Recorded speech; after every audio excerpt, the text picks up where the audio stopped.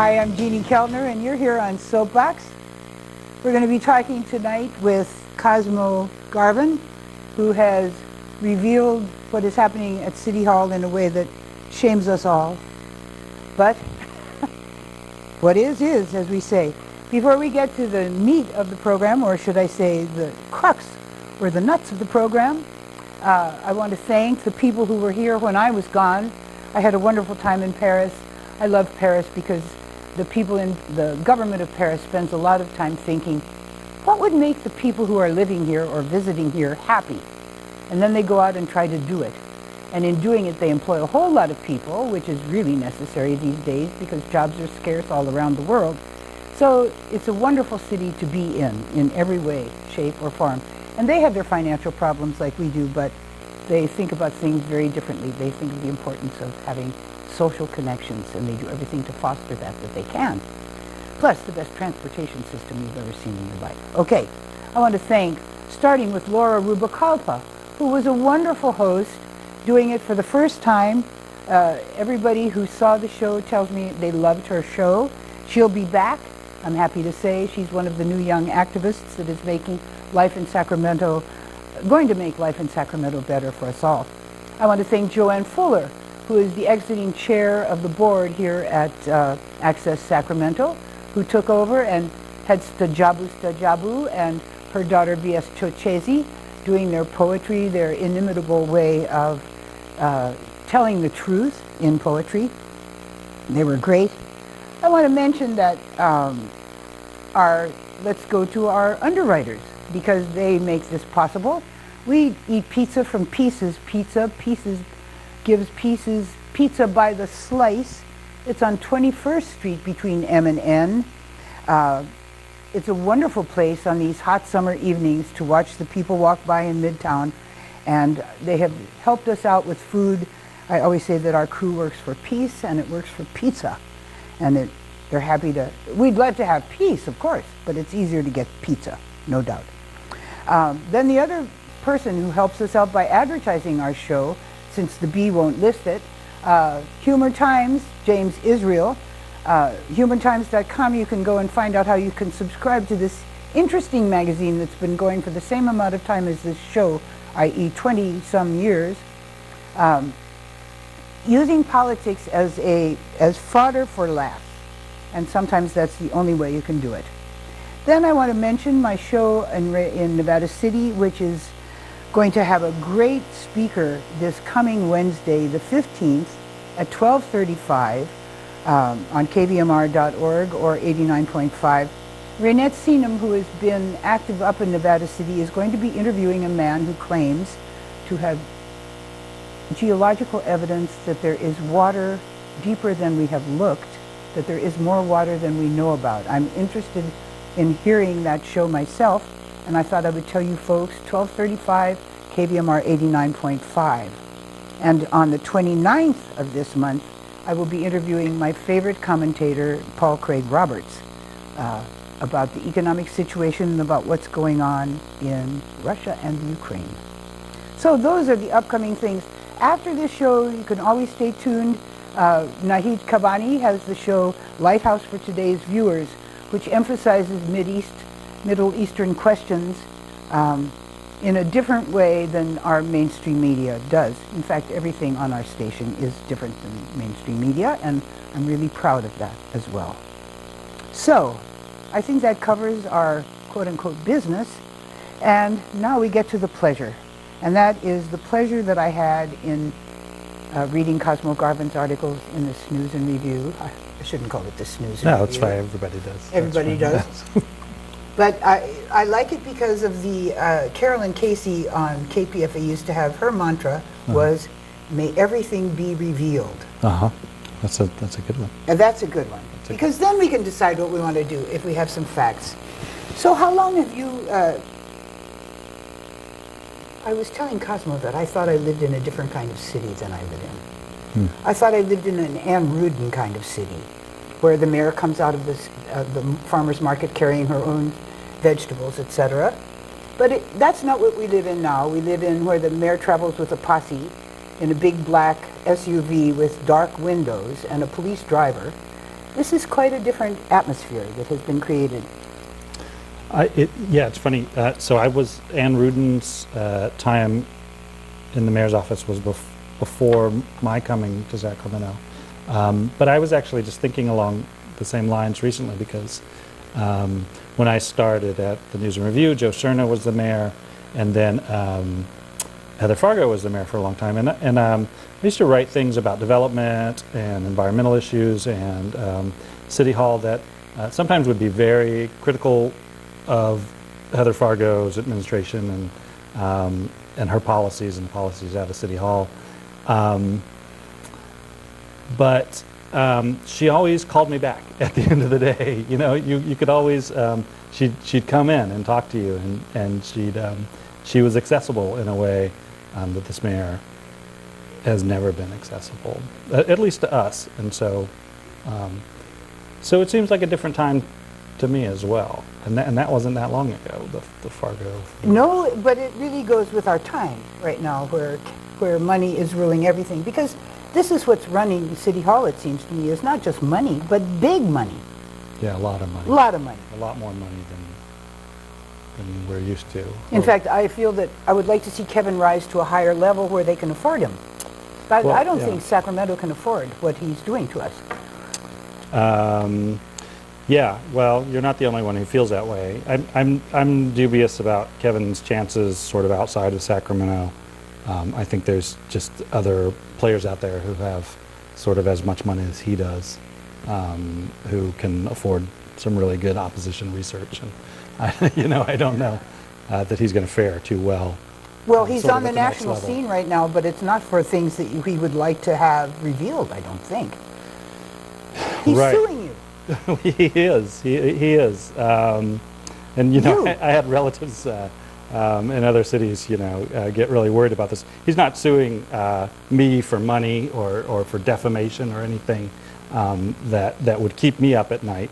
But he did sue the News and Review and as well as the city of Sacramento to block the release of some emails from his personal or private email accounts, and we can talk about that. They're not really personal accounts, but from a set of email accounts that his staff uses.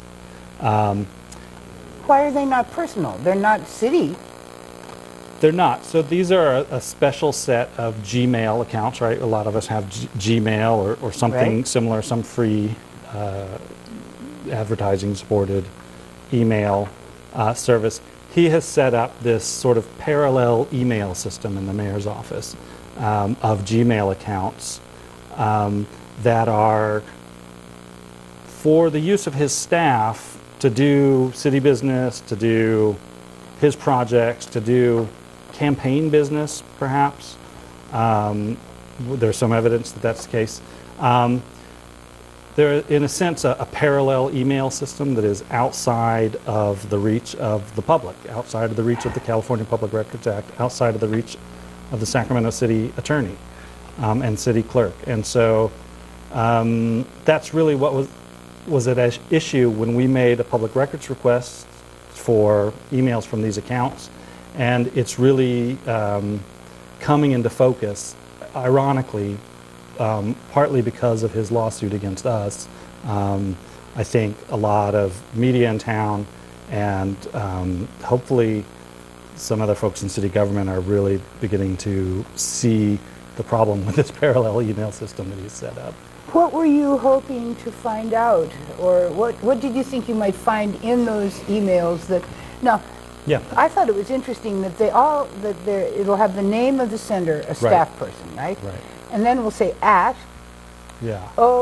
OMKJ. So here's how it works. Okay. So, Jeannie, if you were to go work in the mayor's office right now, Right. and I'm sure the call's coming anytime, but Right. I'll be happy to be there. you would be given a City of Sacramento email address. It would say jeannies@cityofsacramento.org. At the same time, you would be given another email address that said jeannie.omkj@gmail.com. And Office of the Mayor. Office of Mayor Kevin Johnson. Can't be, now it doesn't say Office of Mayor Kevin Johnson, it says OMKJ, but I think it's pretty clear what that means. And this would be your work email address. You would do, from what we've heard, you would do most of your work using this email address rather than the cityofsacramento.org email address. And we have no recourse to find out what is said in those because they're not on a server to which the city has access? Well, it's a real patchwork. So let me back up a little bit. For a long time, I have been interested in the way that this mayor, sort of blends his public office, the office of the mayor, with his private agendas, with his private education reform agenda, with a number of nonprofit organizations that he has set up to collect a lot of money from people who have interest before the city. And I've known for a while, anyway, I've been reporting that area for a while. At some point, it became clear to me that there was, someone let me know that there was a Google group where folks in his mayor's office and folks in his nonprofits would sort of coordinate, communicate, plan meetings and that sort of thing. And then quickly became aware that there were these OMKJ Gmail addresses. Flash forward just a short amount of time, we started to see some of the discovery coming out of the arena lawsuit, which I think you've been following. I was at least a contributor to the lawyers to have it happen. So we started to see that some of these OMKJ email addresses, we started to get more of a sense of how they were used.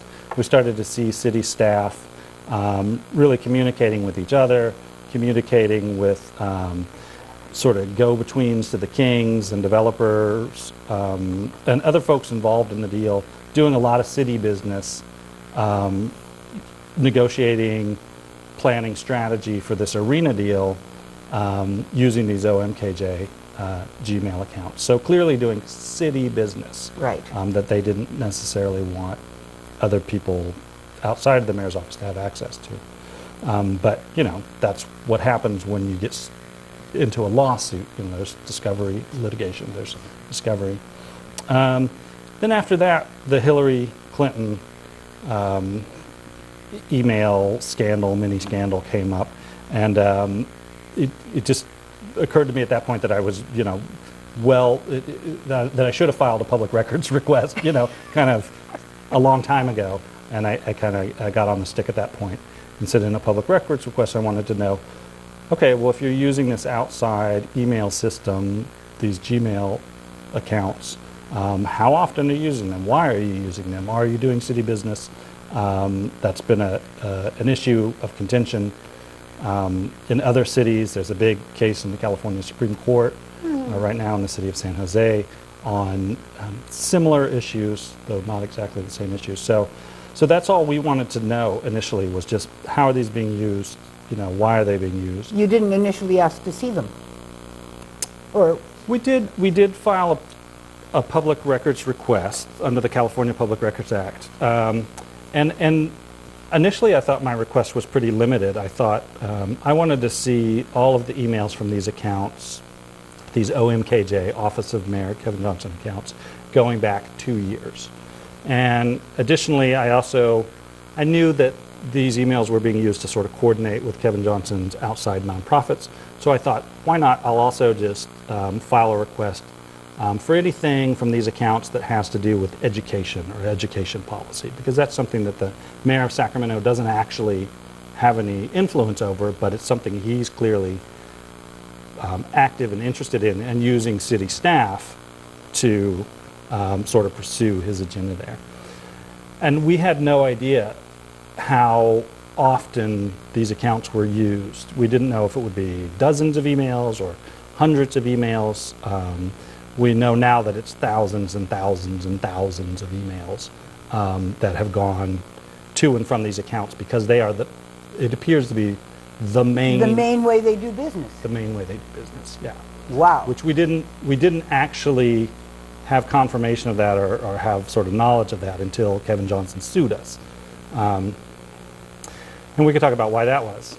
Oh, say what? So, among his many sort of outside pursuits, Kevin Johnson a couple of years ago got interested in a organization called the National Conference of Black Mayors. It's an organization of African American mayors that's been around for, I think, about 40 years. It doesn't really exist now, sort of post Kevin Johnson getting involved in it. The organization had run into some financial trouble. There had been some mismanagement, and Kevin decided to go in and clean up the place and sort of staged a leadership coup, and that's actually what he and his staff called it in a PowerPoint presentation that they cooked up with this law firm called Ballard Spahr, who comes in a little later in the story. Not surprisingly, this coup, was not sort of. It didn't go as well as they had hoped, and there was all kinds of litigation. They forced out the executive director. She turned around and sued for defamation. There was a lot of. It was just a mess. So you didn't know you were going to get into this. I didn't think it would. I was aware of it. It was out there. I didn't at that point think it was necessarily our story, but it became our story because there are emails having to do with this litigation that are on city servers. Now, and we'll talk about why they're on city servers. But for the time being, let me just say that the city of Sacramento, in trying to sort of honor our public records request, said, okay, well, we have these emails that have to do with the National Conference of Black Mayors, along with other emails that they've been releasing. And the problem is that some of these emails have to do with attorney-client communication between this law firm, Ballard Spahr, who helped Kevin Johnson cook up that coup, and Kevin Johnson's staff, city staff. Right.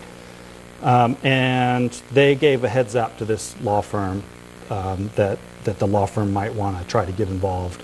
And they jumped right in. And they told him, and from what we understand, they told the law firm that, absent a court order, we're going to release these records to the public. And so that was an invitation to go to court. Right. And so the attorneys from Ballard Spahr sent an email to the Sacramento Bee, who also had a public records request in for emails having to do specifically with the National Conference of Black Mayors.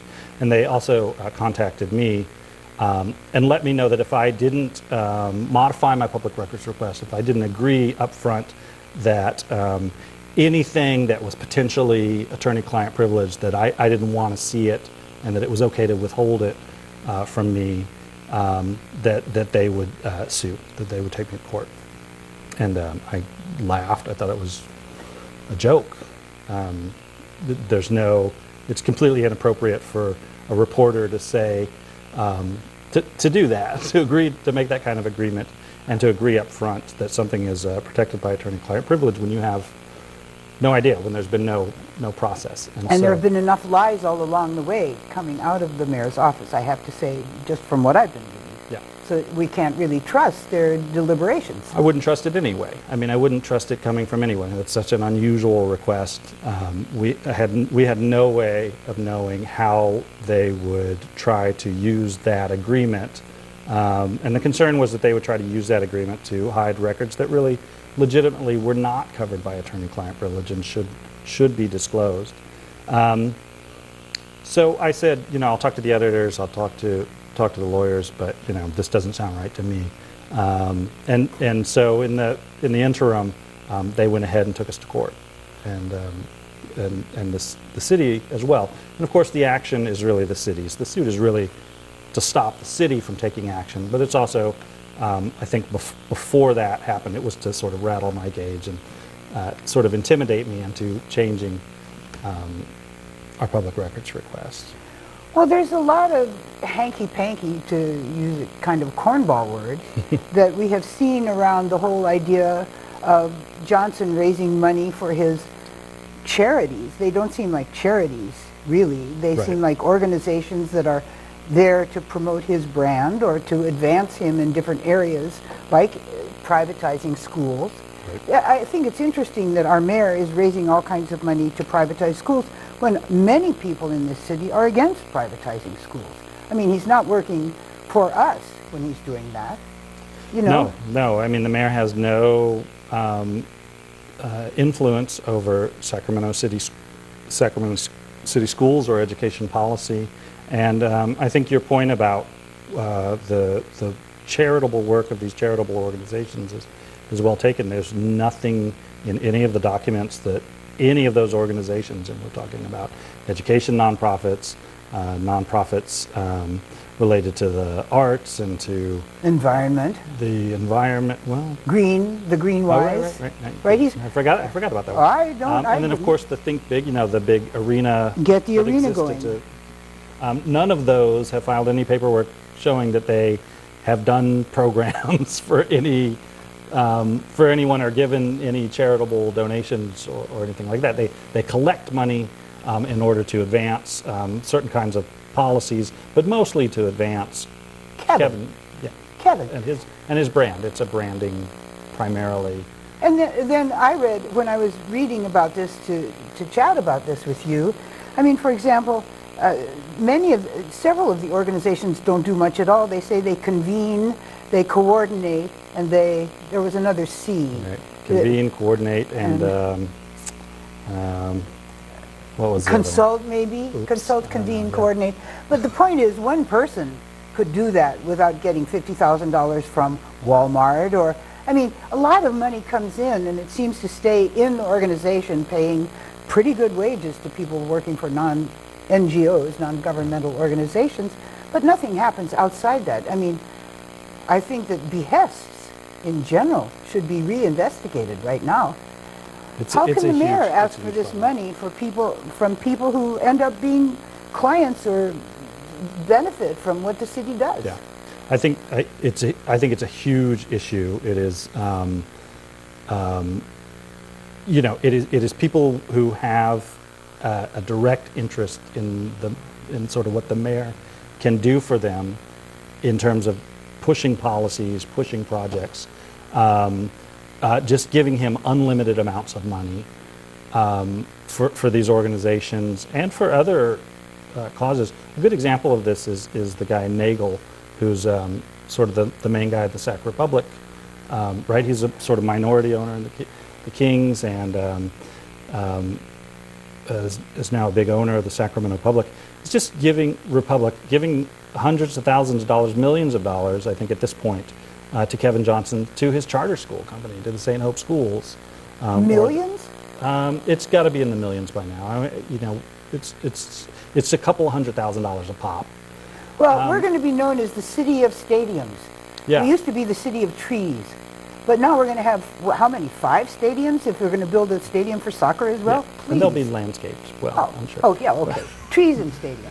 But I mean, to sort of give that sort of money to Kevin Johnson's charter schools and then have Kevin Johnson be out there sort of doing everything in his power to push for a soccer stadium downtown. I mean, I'm just not sure what quid pro quo is if that's sort of not it. If that's not quid pro quo. It's corrupt. I mean, I think it's a corrupt. It's legal, I guess, but it seems corrupt. It seems totally corrupt to me. Yeah. And because we end up with a deal, we've covered the stadium as much as we can on this show, because the arena, I should call it. Because from the start, we knew that the studies all showed that it will not bring a financial reward to the city. And everything we're saying about Kevin right now is with the assumption that that's all going to work out in a way.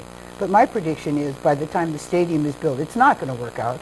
And we're not going to be able, once we are not paying just interest-only payments, which give us a huge interest bill slightly down the line, we're not going to be able to make the payments because we've given away some of the stuff that we would have used to make the payments, like the 3,700 parking places, like the billboards. So I had the feeling that Kevin was working for the team, for Randive and the gang, and not for the city of Sacramento, that we were coming in last as far as his concern for us. There's a lot to, I mean, certainly, and we'll see, right? This arena lawsuit is winding up, and I guess we could have a ruling pretty soon here, within the I don't week trust or the two, judge. right? Yeah, I likewise, I don't think, well, I think it's a very high bar for them to prove fraud, right? Which is what the opponents of the arena are alleging in this lawsuit. However, they have churned up so much communication. All of these emails, again, you know, Right. these emails are, you know, sort of pretty revealing, and they showed that if the city didn't sort of commit fraud and didn't hide the value of these assets, they weren't honest about it. They didn't. There's a real question about whether they were really negotiating with the Kings and Ranadive, or if they were colluding essentially with them, or cooperating with them. And those are different things. Cooperating and negotiating are not the same. No, that's a very good point to make, because that's the tone of the little letters that we have seen. Who was it who wrote that the owners, Ranadive and the gang, were not satisfied? They felt that they had paid that they were paying too much. Yeah. So could we, the city, was it a city lawyer? Could we come up with something that would sweeten the deal? Yeah, that came up a few times. It's certainly we saw emails from Ranadive saying that Sacramento is just not Seattle, and in order to make this pencil out, that we need other revenue sources, and ask for, you know, what else can you give us? And you saw the mayor and assistant city manager John Dangberg in court testify that they had been asked for, you know, additional revenue sources After the deal had been presented to us. Yeah, after the initial sort of the broad strokes, the basic architecture of the deal. And both those men, Dangberg and Johnson, testified that we said no way, we'd never do that, that was off the table. But what they effectively did was exactly what they were asked to do. And then I heard, was it Dangberg, the night that the city council voted yes for the project? I heard yes, I remember an audible sound came up from the audience when he said, well, there are 3,700 parking places under Macy's, but those are not worth anything because so much repair needs to be done to the building itself. And the people in the audience went, wait a minute, 3,700 even if you got $1 a day. Yeah, and the city's argument has come down to that the parking spaces, the billboards, the rights to develop the billboards, those didn't cost the city anything. So there was no additional cost to taxpayers. Opportunity costs are costs. You know, value. Those things have value. I mean, I think that seems like that seems common sense, right? That seems obvious to most of us, but. And it sounds like fraud when you say they have no value. It doesn't sound true. It doesn't sound true. Okay, okay. I don't, Spoken like a lawyer. So I don't know if Judge Frawley is going to say whether what the city did was true and honest or not. He has to rule on whether it was fraud, and I don't know if they get there. Well, obviously there was an intent to deceive us, the citizens. Whether you call that fraud. I mean, they didn't tell us about you know, if they didn't tell us about Ranadive's ask. They didn't tell us about. So, yeah. Yeah. Not. Before we leave the actual emails, do you have the wording for the Breton there's quote? A lot more to talk about that. Yeah, I want to talk about it. We still have time, thank heaven. I really love, because nothing made me more furious in the past year than picking. In fact, I've canceled my subscription to the Bee and will never subscribe again. But was reading Marcus Breton, or Breton, I don't know how he says it. I think it's Breton. I think it's Breton. On the radio, yeah. When the lawyer reports back to the mayor's office saying, I had a talk with Breton because he wrote an article that was insufficiently laudatory of the arena deal, and I put him in the doghouse, And Breton tried to backpedal, misspelled, I love that. Right. And said he would do better PEDDLE. next time. And I told him he should remember his goals. Yeah, In other words, you remember what we told you to do. yeah. How did Breton come out into public view after having that? Yeah, and I saw him sort of react on Twitter or somewhere, Breton, Yeah. saying, well, this guy was just talking, and and that's true. I mean, anybody can say anything, and it doesn't make it true. But damn, if that next column wasn't much more positive, So I didn't it mind was all his sort of- being so positive about the arena. I minded his constantly insulting anyone who dared to oppose it, and name calling. I mean, There it was a was lot of really name-calling. childish. His attack on us. it's pretty ugly. It was very ugly. But I have to say the arena deal has been ugly from the start. Yeah. I mean, Well, yeah. you know, They play rough. Yeah. and any mayor who sees 50,000, I think we had 50,000 signatures on petitions asking for a vote, not even saying we didn't want the arena, but let's see if the citizens want it. A true mayor would have said, oh, Yeah. I see that the people of my town would like to have input on this. Okay, let's have a vote. But Well, in the city of Sacramento, the city council, in Fargo's time, it was however long ago it was, 10, 15 years ago, passed a policy saying, it is the policy of the city council that if there's going to be public money for sports facilities, there should be a public vote. That policy was completely forgotten. Never came up, hardly came up. Yeah. yes, a lot of work was expended to stop the citizens from having, the residents, not Yeah. the citizens, the residents from having a voice. Yeah. Bad.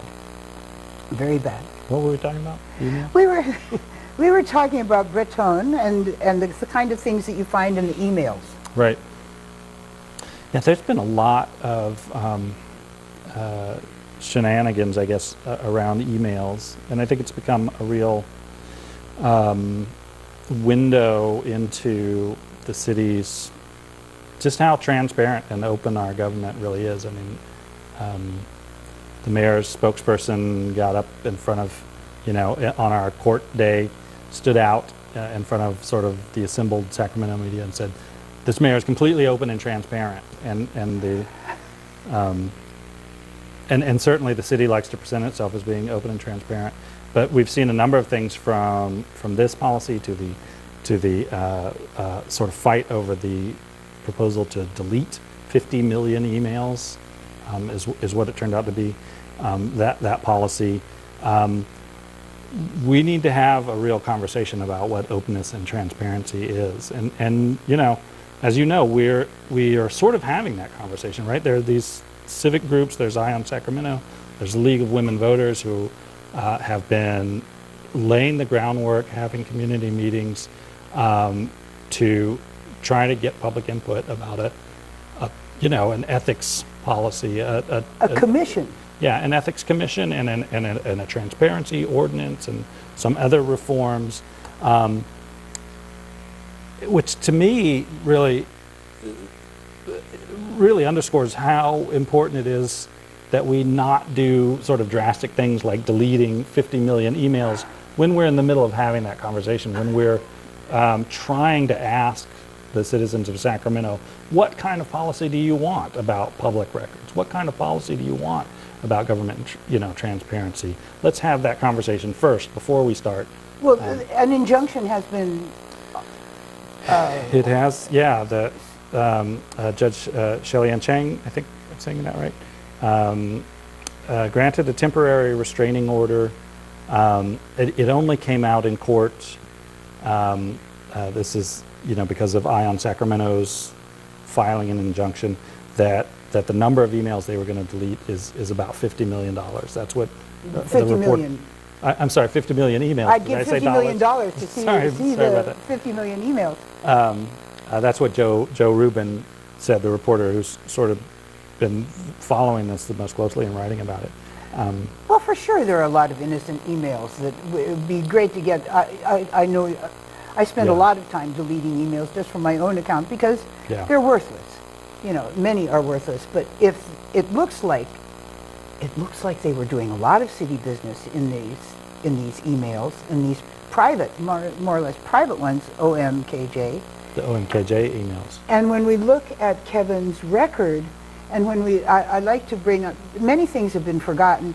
Number one, there are a lot of sexual harassment charges against him that have never been adjudicated. They're only allegations, but there are many of them, and they keep on happening now. And then there's the little matter of an investigation. It was by a Republican investigator who looked into St. Hope and found that $853,000 of the money that came from AmeriCorps for privatizing education went into things that benefited really KJ. Interns were used to wash his cars, to run errands for him. So there's not a sense of probity around the man at all. Yeah. There is suspicion from the very start. And I have to say, my younger son went to Cal when... Oh, to Cal Middle? Berkeley. Oh, to Cal, I'm sorry. That Berkeley. That Cal. That Cal. That Cal. When Kevin was on the team, and he said he was the big man on campus, and he always walked right into the dining hall and cut into the front of the line. He never stood in line. And, I mean, it's a small thing, but it's part of the parcel that really characterizes Kevin Johnson to me. Politicians are not like the rest of us, right? I mean, you gotta... I say politics is a way for guys with good hair and not much intelligence to make themselves rich. Yeah. You know? Well, but there you go. anyway, that's part of our problem here. Well, so it's interesting. There's so many sort of interconnected issues here, right? We were just talking about the email deletion fight, right? The city wants to have a policy where they automatically delete emails after 2 years, and they'll have a process of deciding which ones are sort of important and which ones are sort of project emails and should be archived, and which ones are transitory and thus unimportant. Right. And so there are a lot of issues with that right there. Who decides what's important and who says what's important to an investigator, a reporter, you know, an historian. But there's a related issue here with Kevin's OMKJ emails, which is that the city sort of has to reckon with the fact that his emails are not subject to the city's document retention policy. He can delete those emails right now, just like that. And that's a huge chunk of city business that, you know, doesn't have to stay around for 2 years. And if there hypothetically is something having to do with a sexual harassment complaint or some other issue like that, the city attorney's got no way to look at those emails before they're gone. There's already a batch that are gone. When the city attorney told him to not delete any emails, he went right to his office and deleted emails. Well, I think those were text messages, right? That doesn't on his count? personal device. It's the same issue. If you're a public official and you're doing city work and you're deleting those records, then we don't have a records policy. Yeah. So I think the OMKJ emails really show that the city's policy on email deletion is kind of, in some ways, kind of pointless because they don't have any control over this huge chunk of city emails. Now, Kevin Johnson will say they're private emails, they're Gmail accounts. They're not. They are work emails, right, by his staff. His staff, and on our time. Yeah, doing city work on city our time. pay. Yeah. So that's a big problem for the city to not have control over the emails that its employees generate in the course of doing their work. And in the part of the city government that more than any other part of the city government sets the agenda. Sets a $300 million agenda. Right. I mean, this is huge money for this little town. Yeah. I mean, it takes my breath away when I think of what we're going to be faced with and how that's going to affect all the future of this city for a good long time. Yeah. There'll be no getting out of this, you know. Those debt service is pretty steep. The debt service is steep, and we have Goldman Sachs. I love it. All of my favorite players, Goldman Sachs, who has really bankrupted more countries than, and it may end up bankrupting us too, but they're going to get their cut right up front, Good for them. But somebody's got to make something out of this. Can't the city say, only use the official They absolutely email? could. They absolutely could. I think, Only. yeah, cities have done it, and they could do it right now. The city attorney, as this lawsuit has sort of developed, we didn't even understand at first, because we were getting some emails from these OMKJ accounts. We thought he was turning them over to us. We thought, we even talked to Craig at High on Sacramento, and he said, well, good for Kevin Johnson. He's turning these emails over. It turned out that we were only getting emails that happened to be CC'd or forwarded to official City of Sacramento accounts, and therefore they were on the servers. So when that came out in court, I was surprised and frustrated, and contacted the city attorney, and sort of we reiterated our public records request and said, no, we mean all of the OMKJ emails. These are worked emails, and they are subject to the Public Records Act. He said, there's nothing I can do about it. We don't have control over those accounts, and so we don't have the records. We can't give them to you.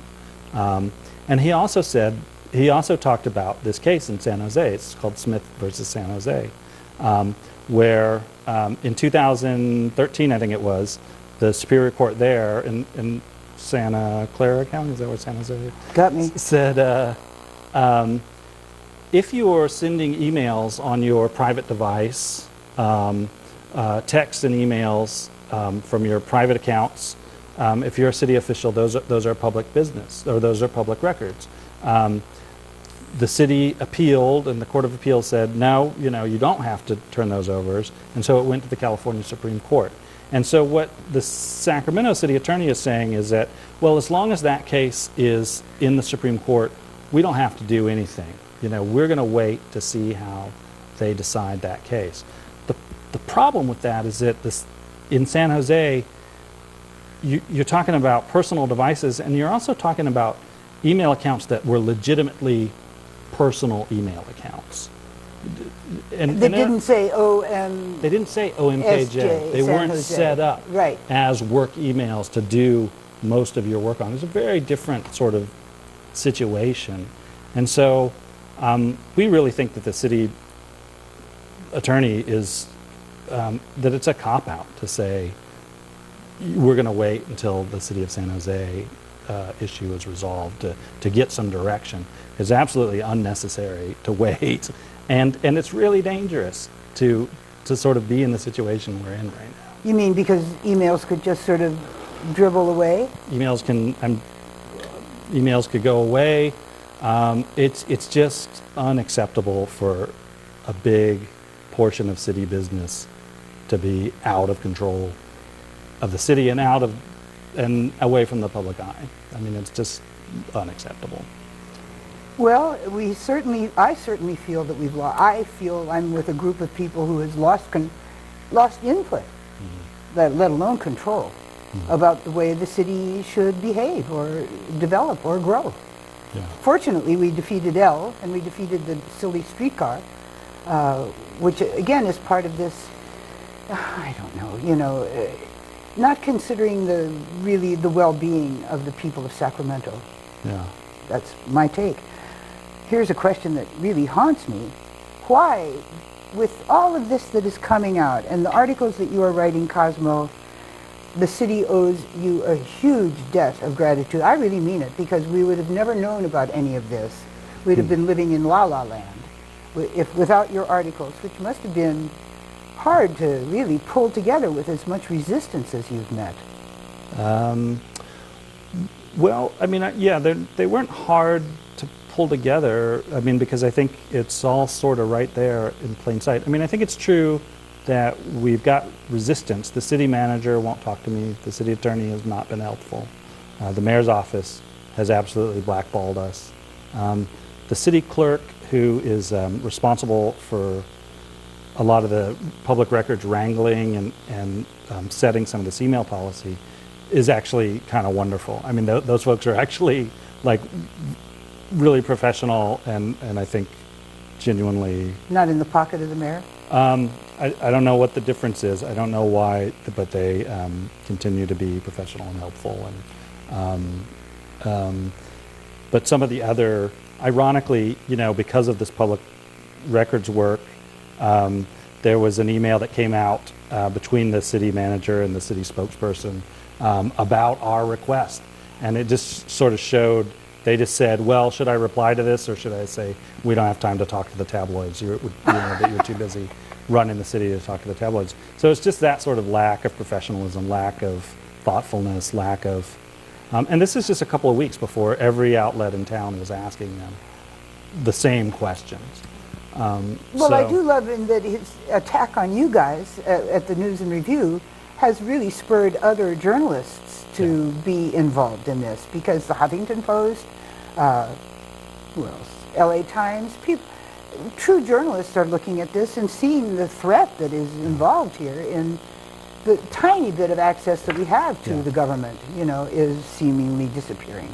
And I've been getting emails from reporters in other towns in their newspapers who are saying, gosh, you know, we are seeing some of the same issues here, and it hasn't really, and you know, not just in California, but in other states. So I think we're at a point where, you know, email is still a relatively new way to do public business, and so the laws haven't caught up and policies haven't caught up. So it's an interesting time. I can't understand why our city council gave Kevin Johnson 5 new staff positions at a cost of $700,000. I mean, when they saw that the will of the people was not for a strong mayor, when the city council could see that, and then they strengthened the mayor, almost as if the L had passed. Yeah.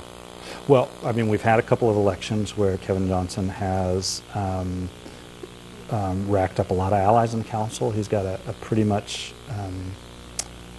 unbeatable voting bloc right now. And I think that's part of why you see the city manager shying away from, I mean, it was a couple of years ago that the city manager said, you can't be doing non-city business in City Hall. Now he doesn't say a peep. And I think the reason that you see the city manager and the city attorney not wanting to go up against Kevin is because they're counting votes. You know, it doesn't take that many votes. You know, the votes are there to fire these guys if they don't do what the council wants them to do. So I wonder if there's some way to shame the council. Well, we could do, well, we have elections, you know. Yeah, I mean, that's what elections are for. And right. I think council members listen to their constituents. I don't know. Well, do you hear that? People watching this show, you know, I mean, you could contact your council person and ask that question. Why did you give him 5 new staff people? Or you could say, we want to see the emails held until an investigation can prove in fact whether they had to do with city business or not. I mean, those are things that people can call and say. Yeah. Yeah, it may be that the council members who voted against those additional positions are the same council members who would have concerns about some of these other issues. So, yeah, I guess it all depends on which district you're in. So. Well, did I mention at the front of the program that a Princeton study had shown that the citizens have an influence of 5% on legislators at all levels? Compared to interest groups. Interest groups. We are the 99%. That is one thing that came out of the Occupy movement that makes me happy. The definition of the 1% and the 99. But we only have 5% influence on our politics, which is easy to see because we know that everything that the people want, they can't get. Even simple things like labeling, you know. So, anyway, we were living in I was living in La La Land. I thought that Sacramento was this healthy little, I don't know, good government place, you know, but it looks like a a stew that has spoiled, I have to say. It can be a good government place. It can be. It can be, and it should be, and it could be if this. What is the next step for news and review for you? We just have a minute. I don't know. We are continuing to sort of hammer on this issue because Kevin Johnson gave us the gift of attention, and so we have done our best to sort of take advantage of that moment and really talk about these policies, talk about some changes we think are important for better openness and transparency. And so I just hope people will read that stuff and try to digest it. We've tried to put as much sort of complete information out there as we can. And if people just sort of bone up on this and talk to their council members and ask for better policies, we really hope this will be part of the conversation about ethics. And transparency. And it really has. Opening the can of worms is better than having the can of worms unopened and seething in there, you know, and cooking up more stuff. And this has brought it into daylight, into sunshine. Yeah. You know, it reminds me a little of that game that you play when you stand next to somebody and you try to push the person off balance. And the way you win actually is not by trying to push the other person, but just letting them do the pushing. And KJ has really gone off, and now's the time for to pull your hands away and let him fall flat on his face. Wow. Because he's really turned the bright light on, and it's hubris that makes him think he can get away with this. Yeah, I think they're having second thoughts about that. I don't think that athletics is necessarily the best training for administrating a city. It may be a good training for winning an election, but I don't know that a sports hero is the kind of person that makes a good mayor. I don't know. It's I don't know. looking that way. It's a good question. It's looking a lot that way right now. Well, it's time for us all the people of Sacramento to face the fact that we need to pay more attention and we need to be engaged. I think that the people who go to city council meetings, all the power to them, because it's late at night by the time you get on, and they're reducing our input constantly. You know, I think it's down to now 2 minutes. We used to have 3 minutes, which was significantly longer. Now it's down to 2 minutes, and it's at the end of the meeting, and you have to listen to a lot of stuff before you get to speak. But that's the way you keep tabs on what's happening with your money, with your city, with your trees, with everything. Yeah. Anyway, 2 minutes. 2 minutes. Wrapping up here. We're wrapping it up. I do want to make the announcement. Our floor manager is dancing in the side. That's good. It's good that we're dancing in here because this is dark news and we need a little lightness. Go to News Review. I can hardly wait to pick up the News Review. I've often almost gotten a ticket because I pull my car up right next to the stand and grab it. And you know, that's the other thing. The stands often come back on your hand if you're not careful. Those things are They're very, very sprung. But there was something I wanted to say in that. Oh, that inside Sacramento, inside East Sacramento, inside Midtown, which is basically in many ways a real estate magazine, which I'm all in favor of. But it has Craig Powell, Eye on Sacramento. Craig's column is great. Yeah. Craig's column is great. And then the publisher is asking for people, and it's to come and volunteer. You can check out an Inside magazine. To volunteer to water some of our incredible trees that are really being threatened, because we can't water everything all at once, but they're asking for teams of volunteers to join together to relieve the stress on some of our beautiful trees, which make the city what it really is. So it's important that we take care of our trees. It's important that we really get an honest government in that will not throw away all the emails that I'm dying to read. I don't want to say dying, I want to say I'm eager to read. I think that we're going to see a lot of stuff revealed, and may everything be revealed so we know who we're dealing with.